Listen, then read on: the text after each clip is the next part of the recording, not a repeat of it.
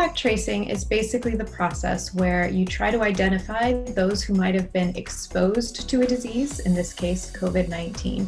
And if you can identify those people early on, you can reach out to them and let them know of their potential exposure, and then they can take steps to limit the possibility of them transmitting the disease.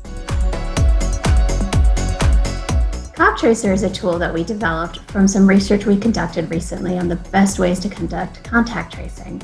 And we think of CogTracER as a DIY contact tracing tool.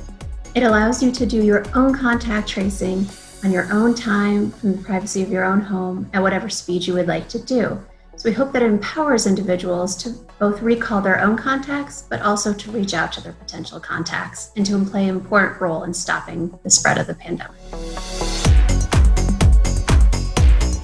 So essentially, we took what we know helps people to remember and has been used to improve investigative interviews in other realms, for example, in criminal investigation. So we took that information and we applied it to contact tracing, and that's how we developed the CogTracER tool.